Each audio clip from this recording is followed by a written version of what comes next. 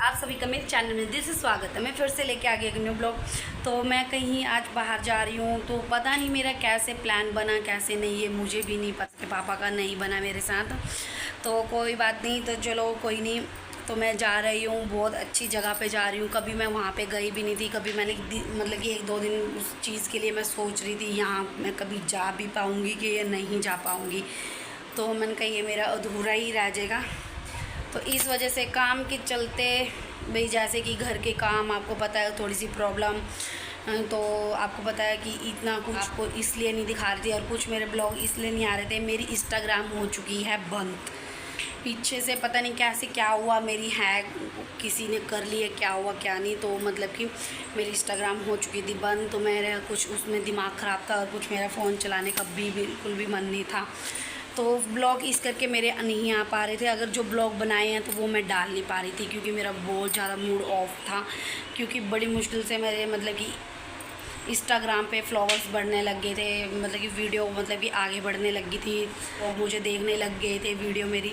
तो मतलब कि आगे जैसे बढ़ रही थी तो उस हिसाब से तो मेरी पता नहीं कैसे क्या हुआ मेरी वीडियो मेरी आईडी के साथ, तो मुझे भी नहीं पता। तो बहुत कोशिश करी उसको ओपन करने की, पर वो ओपन नहीं हो पाई। तो कुछ प्रॉब्लम आ रही है अभी भी।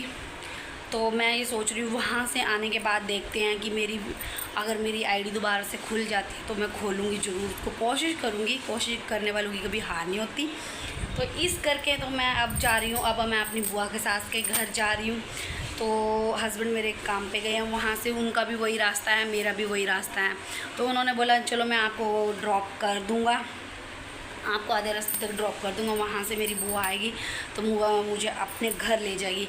अब मिलते हैं मैम अपनी बुआ के घर।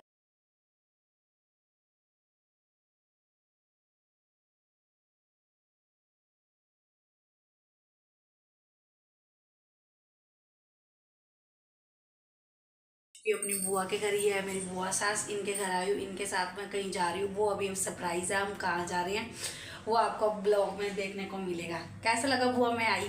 बहुत अच्छा लगा। इनके साथ मेरी बहुत ज़्यादा बनती है। ये मेरी बुआ जी अब काम कर रहे हैं। अच्छा, अब यहाँ पे मतलब कि कोई नहीं है, हम सिर्फ मेरी बुआ है, मेरी बुआ की लड़की है, बाकी अभी कोई नहीं है। हम शाम को अब यहाँ से निकलेंगे, वो अब आपको आगे देखने को मिलेगा। मैंने भी यहाँ पे आके मेहंदी लगाई है, घर से मैं मेहंदी लगा के आई नहीं थी।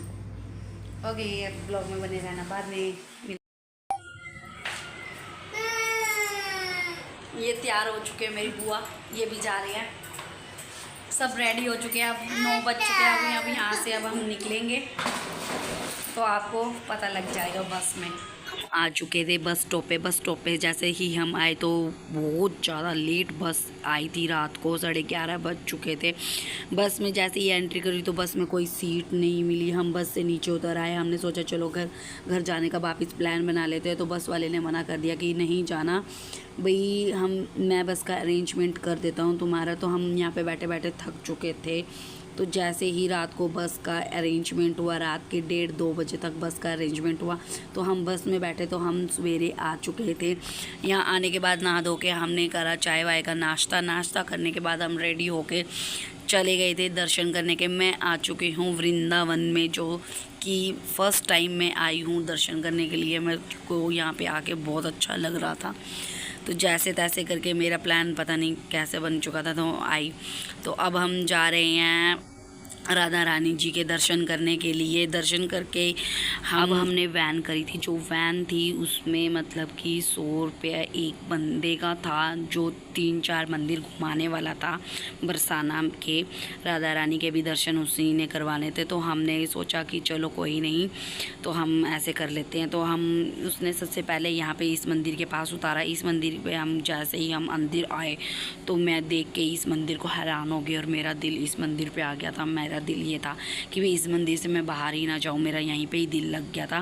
पहले मंदिर के ही दर्शन करने में मेरा इतना अच्छा दिल लग चुका था। तो उसके बाद यहाँ के मैंने अच्छे नज़ारे बनाए और पीछे कुछ भजन भी चल रहे थे, वहाँ पे मैंने डांस वांस भी किया हम सब ने। अब हम आ चुके थे राधा रानी के दर्शन करने के लिए। दर्शन जैसे ही करने के लिए गए तो इतनी भीड़ हो चुकी थी, मैं अपने बेटे को भी साथ ले चुकी थी। तो बेटे के पहले सबसे मैंने दर्शन करवाए, मैं प्रसाद नहीं ले पाई। तो मेरी बुआ सास बोली अगर तुझे में इतनी हिम्मत है तो जाके प्रसाद ले आ।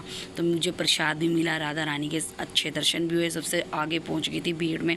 ये राधा रानी का और बाकी बिहारी जी का कुंड था, कुंड को भी देख के मतलब कि बहुत सारे मंदिर थे जो मैं कैप्चर नहीं कर पाई। तो यहाँ पे दोबारा से हम अपने वहाँ आ गए थे जहाँ पे रुके हुए थे हम होटल में। तो होटल में रुकने के बाद यहाँ पे डीजे चल रहा था, यहाँ पे हमने डांस वांस किया। तो डांस वांस करके थोड़ी देर बैठ के यहाँ से खाना वाना खा के हम निकल गए थे वृंदावन बाके बिहारी जी के दर्शन करने के लिए। ये रमन रेती का मंदिर है जो यहाँ पे भी हम आए थे दर्शन करे हमने, और यहाँ पे भी हमने डांस करा। तो मैं यहाँ पे रेती में मैं नहीं लेट पाई क्योंकि यहाँ पे मेरी बुआ सास लेट रही थी और मेरे एक हाथ में फ़ोन था और एक हाथ में मेरा बेटा भी था, जो मैं नहीं कर पाई ऐसा कुछ। तो हाँ ये है कि मैंने घर बनाया है, कहते हैं कि घर बनाया करो, और पता नहीं कि मंदिर भी बनाया था मैंने, बहुत कुछ यहाँ पे मतलब कि बनाया। मेरे बेटा भी बहुत खेल रहा था इसमें। तो ये मेरी बुआ सास पलटियाँ मारेगी, अब देखना ये सारी फ्रेंडें मेरी बुआ सास की पलटियाँ मारेंगी यहाँ पे। और सबसे बड़ी एक बात देख लो, मैं पहली बार अकेली आई हूँ अपने हस्बैंड के बगैर। यहाँ पे मेरे बेटे ने मुझे एक बार भी तंग नहीं करा। तो ये आ गया था प्रेम मंदिर, शाम को हम प्रेम मंदिर के दर्शन करने आए। तो यहाँ पे भी बहुत ज़्यादा भीड़ थी, मैं अंदर नहीं जा पाई क्योंकि मैं डर गई थी। क्योंकि इसलिए डरी थी क्योंकि मेरा बेटा साथ में था। मैं कहा कोई धक्का मुक्की लगे तो हम नीचे गिर जाएं, तो इतनी भीड़ भड़क में मैं नहीं जा पाई। मैंने बाहर से ही दर्शन कर लिए थे। मैंने ये बोल दिया था भगवान जी को, मैं कहा भगवान जी जब मेरा बेटा बड़ा होगा ना फिर मैं सब जगहों के अच्छे तरीके से दर्शन करने जाऊँगी। यहाँ पर मेरे बाके बिहारी जी के भी दर्शन नहीं हुए, कोई बात नहीं, जैसा कैसा लगा होगा मेरा